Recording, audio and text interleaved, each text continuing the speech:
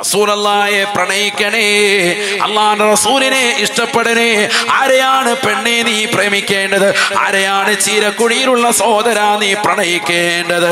അനുരാഗത്തിന്റെ അലമാലകൾ കൊണ്ട് ആലിംഗനം ചെയ്ത് ചുടിചുംബനം കൊടുത്ത് കെട്ടിപ്പിടിക്കേണ്ടതായ ഒരേ ഒരു നേതാവ്, അത് പരിശുദ്ധ ഹുബ്ബേ ഖളറായിന്റെ ചുവട്ടിൽ ചുംബനം വെച്ചുറങ്ങുന്നതായ ഹബീബ് മുഹമ്മദ് മുസ്തഫ. ആ പ്രവാചകരോടുള്ള അനുരാഗം നിന്റെ ഹൃദയത്തിലേക്ക് രൂഢമൂലമാകട്ടെ. റസൂലുള്ളാഹിയോടുള്ളതാകുന്ന പ്രേമം, അതിലൂടെ പ്രവാചകരോടുള്ളതാകുന്ന സുന്നത്ത്, ആ പ്രവാചകർ ജീവിതത്തിൽ എന്തെല്ലാം കാര്യങ്ങളാണ് അനുവർത്തിക്കാൻ പറഞ്ഞിട്ടുള്ളത്, ഏതെല്ലാം സുന്നത്തുകളാണ് പ്രവാചകന്റേത് ശ്രദ്ധിക്കേണ്ടത്, അത് പരിപൂർണമായി ശ്രദ്ധയിലെത്തി നിലകൊള്ളുന്നതായ ഏതൊരു മുഅ്മിനുണ്ടോ മുഅ്മിനത്തുണ്ടോ അവർ മദീനയിലെത്തുമ്പോ അവരുടെ ഹൃദയം പടയ്ക്കുകയാണ്. മൻ അറാദ അൻ യുമീത ബിൽ മദീന, അല്ലാഹുവിന്റെ റസൂൽ പറയുന്നു, സ്വഹാബ, മദീനയിൽ ഏതെങ്കിലും ഒരു സഹോദരൻ, ഏതെങ്കിലും ഒരു സഹോദരി അവിടെ വെച്ചുകൊണ്ട് മരിക്കാൻ ഉദ്ദേശിക്കുന്നുണ്ട് എങ്കിൽ ഫൽയുമിത് ഫിഹാ, അവിടെ വെച്ചുകൊണ്ട് മരിക്കാൻ പരിശ്രമിച്ചു കൊള്ളട്ടെ, അതിനുവേണ്ടി ആഗ്രഹിക്കട്ടെ, അതിനുവേണ്ടി അള്ളാഹുവിന്റെ റസൂലിന്റെ സുന്നത്തുകൾ ഹയാത്താക്കി കൊള്ളട്ടെ. അവിടെ വെച്ചുകൊണ്ട് മരിച്ചാലോ ഫഇന്നി അന ശാഫിഉൻ വ മുശഫിഉൻ ലഹു, അവനെ ശുപാർശ ചെയ്ത് ഞാൻ സ്വർഗ്ഗത്തിലെത്തിക്കുമെന്ന് നബിയുനാ റസൂലുള്ളാഹി സ്വല്ലല്ലാഹു അലൈഹി വസല്ലം. നബി തങ്ങളുടെ ശുപാർശ ലഭിക്കണമെങ്കിൽ മദീനയിൽ വഫാത്താകാൻ കഴിയണം. അള്ളാഹു തൗഫീഖ് നൽകട്ടെ. അതെല്ലാവർക്കും പറ്റൂല. അള്ളാഹു നിശ്ചയിച്ച ഖളാ ആക്കിയിട്ടുള്ളതാകുന്ന വ്യക്തിത്വങ്ങൾക്ക് മാത്രമേ അതിനുള്ള അവസരം കിട്ടുകയുള്ളൂ. അള്ളാഹു തൗഫീഖ് നസീബാക്കുമാറാവട്ടെ. അപ്പൊ മദീനയിൽ വെച്ച് വാപ്പ മരിച്ചാൽ, ഉമ്മ മരിച്ചാൽ, മരണപ്പെട്ടു പോയാൽ മനസ്സിലാക്കണം, അവർക്ക് കിട്ടുന്ന നേട്ടം ചില്ലറയല്ല. അവർ തീർച്ചയായും എവിടെ കിടക്കുന്നവരാണ്? സ്വർഗത്തിൽ കിടക്കും. കാരണം ആരാണ് കൊണ്ടുപോകുക? ഹബീബ് മുഹമ്മദ് മുസ്തഫ. നബി തങ്ങൾ ശുപാർശ ചെയ്യും, ഉറപ്പാണ്. അപ്പൊ 2-3 കാര്യങ്ങൾ ഇപ്പോൾ പഠിച്ചു. ഒന്ന്, ഒരു വ്യക്തി എവിടെയാണോ ഖബറടക്കം ചെയ്യപ്പെടുന്നത് അവിടെയായിരിക്കും അവനെ സൃഷ്ടിക്കാൻ മണ്ണെടുത്തിട്ടുണ്ടാകുന്നു. അതുകൊണ്ട് തന്നെ മക്കയിലോ മദീനയിലോ, അഥവാ മക്കയിലോ മദീനയിലോ ഏതെങ്കിലും ഒരു ഹറമിൽ വെച്ച് മരിച്ചാൽ നമ്മൾ വിഷമിക്കണ്ട. മനസ്സിലാക്കണം, ഹിസാബില്ലാതെ സ്വർഗത്തിൽ കടക്കാൻ കിട്ടുന്ന ഒരവസരമാണ്. മദീനയിൽ വെച്ച് മരിച്ചാലോ ശുപാർശ ഉറപ്പായി കിട്ടും, ഷഫാഅത്ത് കിട്ടും. ആരുടേത്? ഹബീബ് മുഹമ്മദ് മുസ്തഫ. ഉറക്കെ പറയും, സ്വലാത്ത് ഉറക്കെ ചൊല്ലി, ഹബീബ് മുഹമ്മദ് മുസ്തഫ സല്ലല്ലാഹു അലൈഹി വസല്ലം. തങ്ങളുടെ ശുപാർശ ലഭിക്കാൻ അത് ഹേതുവായി തീരും. അള്ളാഹു തൗഫീഖ് നൽകട്ടെ. അപ്പൊ മക്ക മദീന നിസാരമല്ല. ഇനി ഒരാൾ ഹജ്ജിന് പോയി, ഇപ്പൊ ഹജ്ജിന് പോകാൻ പോകുന്ന സമയമാണ്. റമദാൻ കഴിഞ്ഞത് മുതൽ അതിന്റെ സീസൺ തുടങ്ങാൻ ആളുകൾ ഇഹ്റാം ചെയ്തു പരിശുദ്ധമാക്കപ്പെട്ടതാകുന്ന മക്കയിലേക്ക് പോകും. അള്ളാഹു നമ്മുടെ യാത്രകളെ എളുപ്പമാക്കുമാറാവട്ടെ. നമ്മുടെ നാട്ടിൽ നിന്ന് ഉംറയ്ക്ക് വേണ്ടി, ഹജ്ജിന് വേണ്ടിയൊക്കെ നിയ്യത്ത് ചെയ്ത മോമിനീങ്ങളുണ്ട്, പോകാൻ ഉദ്ദേശിച്ചുകൊണ്ട് നിലകൊള്ളുന്നവരുണ്ട്. എല്ലാവർക്കും ആ പുണ്യ നഗരികളിൽ എത്തിച്ചേരാൻ അള്ളാഹു തൗഫീഖ് നൽകുമാറാവട്ടെ. നബി സല്ലല്ലാഹു അലൈഹി വസല്ലം തങ്ങൾ പറയുന്നു, പരിശുദ്ധമായ ഹജ്ജ് കഴിഞ്ഞു, അതുപോലെ തന്നെ റമദാൻ കഴിഞ്ഞു, പുണ്യമാക്കപ്പെട്ടതാകുന്ന അമലുകൾ പൂർത്തീകരിക്കാൻ അവസരം കിട്ടി, അതിനുശേഷം ഒരു വ്യക്തി മരണപ്പെട്ടു പോയാൽ തീർച്ചയായും അവന് ഷഹീദിന്റെ കൂലിയാണ്. അള്ളാഹു കൂട്ടത്തിൽ നമ്മൾ ഉൾപ്പെടുത്തുമാറാവട്ടെ. ഖാല റസൂലുള്ളാഹി സ്വല്ലല്ലാഹു അലൈഹി വസല്ലം, من مات عقيب رمضان أو عقيب عزو أو عقيب حج مات شهيدا. നബിയനാ റസൂലുള്ളാഹി സ്വല്ലല്ലാഹു അലൈഹി വസല്ലം തങ്ങൾ ഉറപ്പെടുത്തുകയാണ്, ആരൊരുവനെ പരിശുദ്ധമാക്കപ്പെട്ടതാകുന്നതായ റമദാൻ കഴിഞ്ഞതിന് ശേഷമോ, അഥവാ റമദാൻ മുഴുവനും പരിപൂർണമായി ഇബാദത്ത് എടുക്കാൻ അവസരം കിട്ടിയതായ മനുഷ്യനാണ്. റമദാനിൽ 30 ദിവസം നോമ്പ് നോൽക്കാൻ അവസരം കിട്ടിയ ഉമ്മയാണ്. ഫർളും സുന്നത്തും അടക്കമല്ല നമസ്കാരങ്ങളെയും ഗൗനിക്കാൻ അവസരം കിട്ടിയതാകുന്ന സഹോദരനാണ്. ഒരു തറാവീഹ് പോലും മുടങ്ങിയിട്ടില്ല. എല്ലാ സുന്നത്തുകളും ഫർളുകളും പരിപൂർണമായി ശ്രദ്ധിച്ചവനാണ്. റമദാൻ കഴിഞ്ഞതിന് ശേഷം ഉടനെ ഒരു മരണം അവർക്ക് ഉണ്ടായാൽ മാത ഷഹീദാ, ഷഹീദിന്റെ കൂലി അവർക്ക് അല്ലാഹു നൽകുമേ എന്ന് നബിയുനാ ശഫീഉനാ റസൂലുള്ളാഹി സ്വല്ലല്ലാഹു അലൈഹി വസല്ലം. റമദാൻ മുഴുവനും ഇബാദത്ത് എടുക്കുന്നതാകുന്ന ഒരു മനുഷ്യന് ലഭിക്കുന്ന നേട്ടമാണ് ഇപ്പൊ പറഞ്ഞത്. എന്ത് കിട്ടും? ഷഹീദിന്റെ കൂലി കിട്ടും. അല്ലാഹു നമുക്ക് നൽകി അനുഗ്രഹിക്കട്ടെ. റമദാൻ മുഴുവൻ ഇബാദത്ത് എടുക്കണം. റമദാൻ വന്നു വെറുതെ പന്ത് കളിച്ച് നടന്നാൽ, ക്രിക്കറ്റ് കളിച്ച് നടന്നാൽ, സിനിമ കണ്ട് നടന്നാൽ, സീരിയൽ ദർശിച്ചുകൊണ്ട് നടന്നാൽ, നിസ്കരിക്കാതെ പള്ളിയിലില്ല, കഞ്ഞിപ്പരയ്ക്കകത്ത് പോയി എത്തിക്കാഫിരിക്കാൻ, അവനുമായിട്ട് സംസാരിച്ചുകൊണ്ടിരിക്കാൻ, റമദാൻ വരുമ്പോൾ അവിടെയാണ് കൂടുതൽ ആളുകൾ. അങ്ങനെയൊക്കെ കഥ പറഞ്ഞുകൊണ്ടിരുന്നാൽ, ഇല്ലെങ്കിൽ ഒരു തസ്ബീഹ് കയ്യിലുണ്ട്, പള്ളിയുടെ പുറത്താണ് എപ്പോഴും, ഫനായും ഫസാദ് ഓതിക്കൊണ്ട് നടക്കാൻ, അതിന്റെ കിതാബ് ഓതി അങ്ങനെ നടക്കാൻ ഒരു കാര്യമില്ല, എപ്പോഴും പള്ളിക്ക് പുറത്താണ്. അങ്ങനെ കുറെ ആളുകളുണ്ട്. പള്ളിക്കകത്ത് തന്നെ തസ്ബീഹ് പിടിച്ചിട്ട് ഇങ്ങനെ തെക്കോട്ടും വടക്കോട്ടും അങ്ങോട്ടും ഇങ്ങോട്ടും ഇങ്ങനെ നടക്കിക്കൊണ്ട് കഴുത്തെ തസ്ബീഹ് ഇട്ടുകൊണ്ട് നടക്കാൻ, ഒരു ദിക്ർ പോലും ചൊല്ലൂല. അങ്ങനെയൊക്കെ വെറുതെ ആവശ്യമില്ലാതെ പള്ളിക്കകത്ത് കിടന്ന് കറങ്ങി സംസാരിച്ചുകൊണ്ട് നടക്കുന്നവൻ യാതൊരു ഗുണവുമില്ല. മറിച്ച് പള്ളിക്കുള്ളിൽ ഇഅ്തികാഫിനെ നിയ്യത്ത് വെച്ചുകൊണ്ട് കടന്നു വന്നിരിക്കുന്നതാകുന്ന ഏതൊരു സഹോദരൻ, ഏതൊരു വ്യക്തി, തീർച്ചയായിട്ടും അവൻ അല്ലാഹു ഉന്നതമായ പ്രതിഫലം നൽകുകയാണ്. നബി സല്ലല്ലാഹു അലൈഹി വസല്ലം തങ്ങൾ പറഞ്ഞു, മൻ ഇഅ്തഖഫ യൗമൻ ഇബ്തിഗാഅ വജ്ഹില്ലാഹി തആല, ആരെങ്കിലും അല്ലാഹുവിന്റെ പൊരുത്തം കാംക്ഷിച്ചുകൊണ്ട് ഒരൊറ്റ ദിവസം ഇഅ്തികാഫിരുന്നാൽ അല്ലാഹു സുബ്ഹാനഹു വ തആല കിഴക്ക് പടിഞ്ഞാറ് ചക്രവാളങ്ങൾക്കിടയിൽ എത്രമാത്രം ദൂരമുണ്ടോ അതിനേക്കാൾ വിദൂരതയിലേക്ക് അവനെ തൊട്ട് നരകത്തെ അകറ്റുമെന്ന് നബിയുനാ റസൂലുള്ളാഹി സ്വല്ലല്ലാഹു അലൈഹി വസല്ലം. ഒരൊറ്റ ദിവസം ഇഅ്തികാഫിരുന്നാൽ കിട്ടുന്ന കൂലിയാണ്. പള്ളിയിൽ നബൈതുൽ ഇഅ്തികാഫ ഫി ഹാദൽ മസ്ജിദി ലില്ലാഹി തആല, അല്ലാഹു തആലാക്ക് വേണ്ടി ഈ പള്ളിയിൽ ഞാൻ ഇഅ്തികാഫിനെ കരുതി എന്ന് നിയ്യത്ത് വെച്ചുകൊണ്ടൊരു മോമിനായ മനുഷ്യൻ, ഒരു ചെറുപ്പക്കാരൻ അല്ലെങ്കിൽ ഒരു സഹോദരൻ, ഒരു ഉപ്പ, പ്രായം ചെന്ന മനുഷ്യനാണ്, നിയ്യത്ത് ചെയ്ത് പള്ളിക്കകത്ത് അങ്ങനെ കഴിഞ്ഞുകൂടിയാൽ ആവശ്യമുള്ള കാര്യങ്ങൾക്ക് മാത്രം പുറത്തു പോകുന്നു, മലമൂത്ര വിസർജനം നടത്തുന്നു, എന്തെങ്കിലും ഒന്ന് ഭക്ഷണം കഴിക്കുന്നു, വീണ്ടും തിരിച്ചു വരുന്നു, വേണമെങ്കിൽ നിയ്യത്ത് ഒന്നുകൂടി ഒന്ന് പുതുക്കുകയും ചെയ്യുന്നു.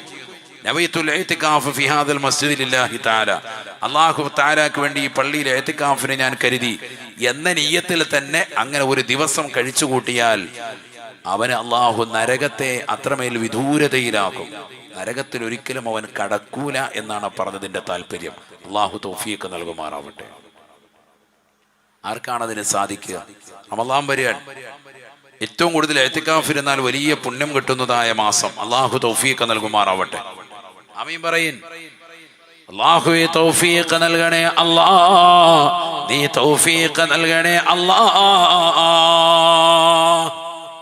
നമ്മുടെ ജീവിതത്തിൽ എന്ത് നന്മയാണ് സഹോദരങ്ങളെ, സഹോദരിമാരെ വന്നു പോയിട്ടുള്ളത് ചിന്തിക്കണം. അപ്പൊ റമളാനിൽ ശരിക്കും ഇബാദത്ത് എടുത്താൽ, റമളാൻ കഴിഞ്ഞാൽ ഉടനെയാണ് മരിച്ചത് എങ്കിൽ തന്നെ അവൻ ഷഹീദിന്റെ പദവിയിലേക്ക് എത്തുമെന്ന് ഹബീബ് മുഹമ്മദ് മുസ്തഫ. من مات عقيب رمضان أو عقيب عزو أو عقيب حج مات شهيدا. പരിശുദ്ധമായ റമളാനിൽ പരിപൂർണമായ അമലുകൾ ഏറ്റെടുത്ത മനുഷ്യൻ, അത് മുഴുവനും പൂർത്തീകരിക്കാൻ അവസരം കിട്ടിയവൻ, റമളാൻ കഴിഞ്ഞാൽ ഉടനെ മരണപ്പെട്ടാൽ ഷഹീദിന്റെ കൂലിയാണ്. തീർന്നില്ല. ഇസ്ലാമിക ധർമ്മസമരത്തിൽ പങ്കെടുത്ത ഒരു മനുഷ്യൻ, ആ ധർമ്മസമരത്തിൽ യാതൊരു കേടുപാടും ശരീരത്തിനില്ല, ഉണ്ടാവട്ടെ ഇല്ലാതാവട്ടെ, പിന്നീട് മരണപ്പെട്ടു പോയാൽ മാത ഷഹീദാ, അവനും ഷഹീദിന്റെ കൂലി അല്ലാഹു രേഖപ്പെടുത്തുമേ എന്ന് നബിയുനാ ശഫീഉനാ റസൂലുള്ളാഹി. ഔ അഖീബ ഹജ്ജിൻ, ഇസ്ലാമികമാകുന്ന ധർമ്മസമരത്തിൽ പങ്കെടുക്കുക മാത്രമല്ല, പരിശുദ്ധമാക്കപ്പെട്ടതായ ഹജ്ജിന് വേണ്ടി നാട്ടിൽ നിന്ന് സമൂഹത്തോട്, സമുദായത്തോട്, നാട്ടുകാരോട്, കൂട്ടുകാരോടുള്ള കടമകളും കടപ്പാടുകളും പൂർത്തീകരിച്ചുകൊണ്ട് മനോഹരമാകുന്ന ഹജ്ജിന് വേണ്ടി മക്കയിലേക്ക് യാത്ര തിരിച്ചതായ സഹോദരനല്ലേ, റാഹത്തായി പരിശുദ്ധമാകുന്ന ഹജ്ജ് നിർവഹിച്ചുകൊണ്ട് നാട്ടിലേക്ക് വന്നതായ ഉമ്മയല്ലേ. അല്ലാഹുവിന്റെ റസൂൽ വ്യക്തമായി പഠിപ്പിക്കുകയാണ്, ഹജ്ജ് കഴിഞ്ഞ് വരുന്നതായ വഴിയിലോ നാട്ടിലെത്തിയതിനു ശേഷമോ പൊടുന്നനെ ഒരു മരണം അവർക്ക് സംഭവിച്ചു പോയാൽ ഷഹീദിന്റെ കൂലി അല്ലാഹു രേഖപ്പെടുത്തുമേ എന്നും നബിയുനാ റസൂലുള്ളാഹി. ഷഹീദിന്റെ കൂലി ഉറപ്പാണ്.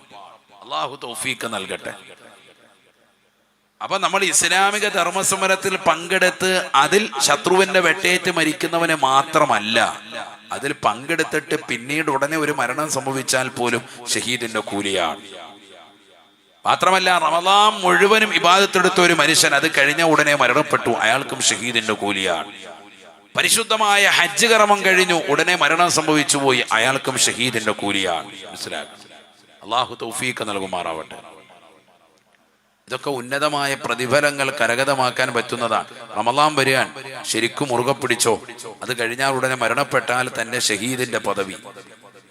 ഷഹീദ് എന്ന് പറഞ്ഞാൽ നിസ്സാരമല്ല, ഇസ്ലാമിൽ ഏറ്റവും സ്ഥാനമാനമുള്ളതാകുന്ന രക്തമാണ് അവരുടേത്.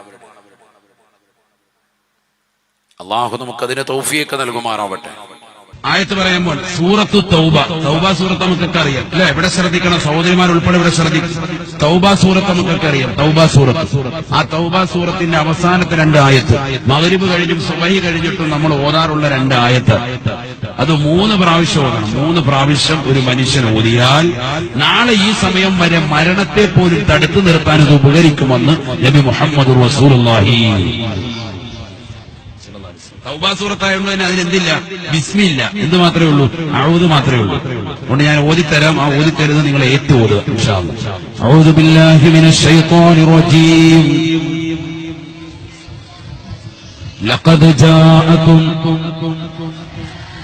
റസൂലുൻ മിൻ അൻഫുസികും അസീസുൻ അലൈഹി മാ അനിത്തും حريص عليكم بالمؤمنين رؤوف رحيم فإن تولوا فقل حسبي الله لا إله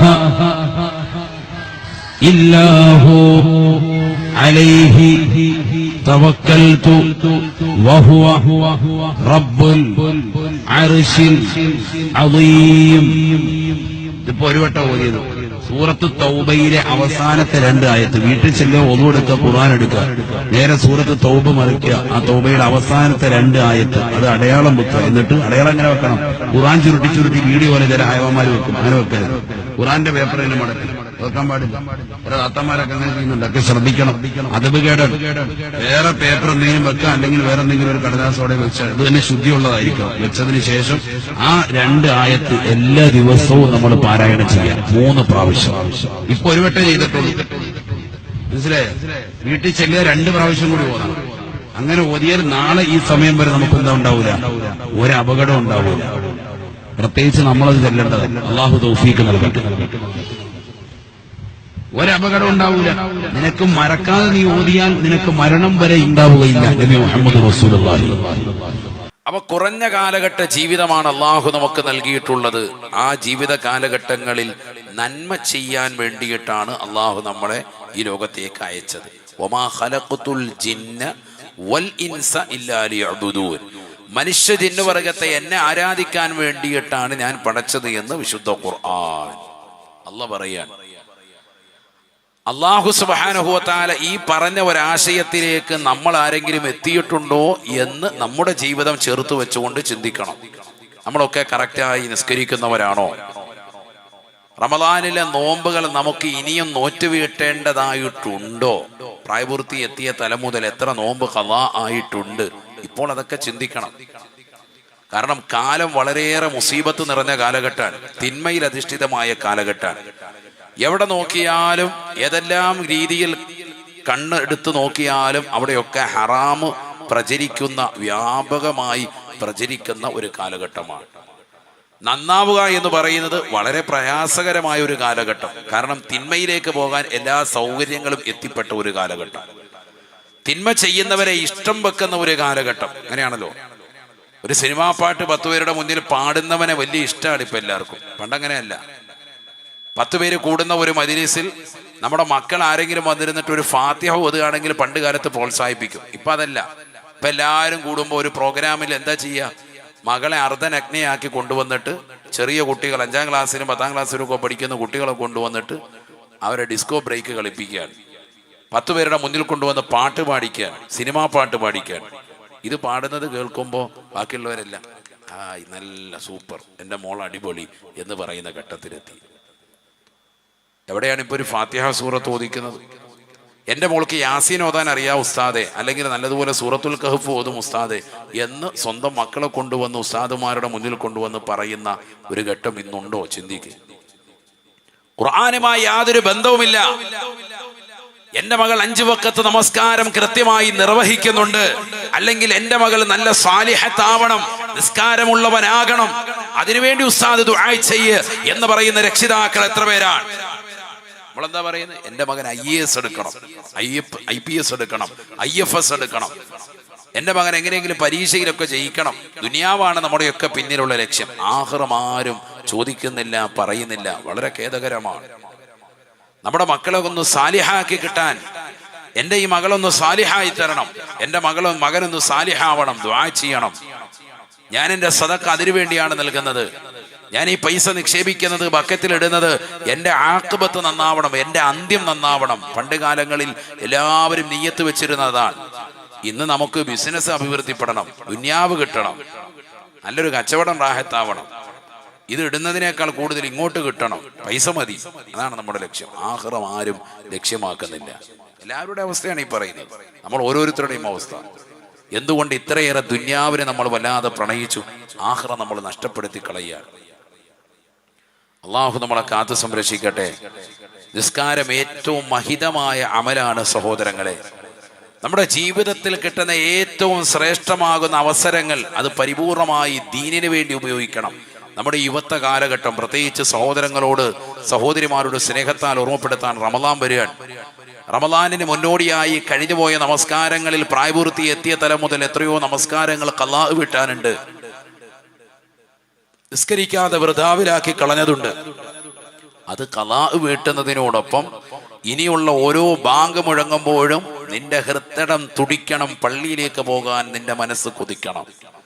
5 വഖത്തുകൾ ജുമുഅയും ജമാഅത്തും ശ്രദ്ധിക്കുന്നവരായി പുരുഷന്മാര് മാറണം. സ്ത്രീകൾ അവ്വൽ വഖത്തിൽ തന്നെ നമസ്കരിക്കുന്ന ശീലമുണ്ടാവണം. വഖത്തുകളെ പിന്തിക്കാൻ പാടില്ല. അല്ലാഹു തൗഫീഖ് നൽകുമാറാവട്ടെ. അപ്പോൾ മാത്രമേ നമുക്ക് വിജയിക്കാൻ പറ്റുള്ളൂ. നബിയനാ റസൂലുള്ളാഹി സ്വല്ലല്ലാഹു അലൈഹി വസല്ലം തങ്ങൾ പറയുകയാണ്, ഇദാ സല്ലൽ അബ്ദു ഫീ അവ്വലി വഖതിഹാ സഅദത്തി സ്വലാത്തു ഇലാ സമാ ഹത്താ ഇൻതഹാ ഇലൽ അർശ് ഫയദ്ഉ ലഹു. നബിയനാ റസൂലുള്ളാഹി സ്വല്ലല്ലാഹു അലൈഹി വസല്ലം തങ്ങൾ ഉറപ്പെടുത്തുകയാണ്, ഈ ദുനിയാവിൽ ഏതൊരു സഹോദരനാണോ, ഏതൊരു സഹോദരിയാണോ, അള്ളാഹുവിന്റെ ദാസനായ ദാസിയായ ഏതൊരു വ്യക്തിയാണോ അവ്വൽ വഖത്തിൽ നമസ്കരിക്കുന്നത്, ഇദാ സല്ലൽ അബ്ദു ഫീ അവ്വലി വഖതിഹാ സഅദത്തി ഇലാ സമാ, ആ നിസ്കാരം കഴിഞ്ഞാലുടനെ ആകാശ ലോകത്തേക്ക് ഉയരുകയാണ്. അർശിന്റെ ഉടമസ്ഥനായ പടച്ച റബ്ബിന്റെ തിരുസവിധത്തിലേക്ക് നീ നമസ്കരിച്ചതായ നമസ്കാരം അവ്വൽ വഖത്തിലാണ് നമസ്കരിച്ചത് എങ്കിൽ, അഥവാ ബാങ്ക് വിളിച്ചാൽ ഉടനെ നമസ്കരിച്ച നമസ്കാരമാണ് നമസ്കാരമാണ് എങ്കിൽ ചീരക്കുടിയിലുള്ള മുസ്ലിമേ മുസ്ലിമത്തെ പള്ളിയിൽ വന്നുകൊണ്ട് അവ്വൽ വഖത്തിൽ ജമാഅത്തായി നമസ്കരിച്ച പുരുഷനാണോ, വീടിന്റെ അകത്തലങ്ങൾ അവ്വൽ വഖത്തിൽ നമസ്കരിച്ചതായ ഉമ്മയാണോ, ആ നമസ്കാരം അള്ളാന്റെ ദർബാറിലേക്ക് കയറുകയാണ്. അള്ളാഹുവിന്റെ മുന്നിലെത്തിയിട്ട് നിനക്ക് അനുകൂലമായി ദുആ ചെയ്യുകയാണ്. ഫയദുഉ ലഹു, നമസ്കരിച്ചവന് അനുകൂലമായി ദുആ ചെയ്യുകയാണ്. ഹഫിളകല്ലാഹു കമാ ഹഫിളതനീ, നമസ്കാരമാകുന്ന എന്നെ നീ കാത്ത് സംരക്ഷിച്ചതുപോലെ അള്ളാഹു നിന്നെയും സംരക്ഷിക്കട്ടെ. അള്ളാഹു നിനക്ക് സർവ്വ വിപത്തുകളിൽ നിന്ന് കാവൽ നൽകട്ടെ. നമസ്കാരം അള്ളാഹുവിന്റെ അർശിന്റെ ദർബാറിൽ വെച്ച് നിനക്ക് അനുകൂലമായി ദുആ ചെയ്യുമ്പോ ഫയഖൂലുൽ മലായികതു ഹൗലൽ അർശി ആമീൻ. അല്ലാഹുവിന്റെ റസൂൽ പറയുകയാണ്, അർശിനെ വലയം ചെയ്യുന്നതായ കോടാനു കോടി മലായികത്തുകളില്ലയോ, ആ മലക്കുകൾ പറയുകയാണ് ആമീൻ. ഈ നമസ്കാരത്തിന്റെ പ്രാർത്ഥനയ്ക്ക് നീ ഉത്തരം നൽകണേ അല്ലാ. നമസ്കരിച്ചവൻ എല്ലാവിധ സംരക്ഷണവും നീ നസീബാക്കണേ അല്ലാ. എന്നാൽ അല്ലാഹുവിന്റെ റസൂൽ വീണ്ടും പറയുകയാണ്, വൈദാ സല്ലൽ അബ്ദു ഫീ ഗൈരി വഖതിഹാ, വൈദാ സല്ലൽ അബ്ദു ഫീ ഗൈരി വഖതിഹാ,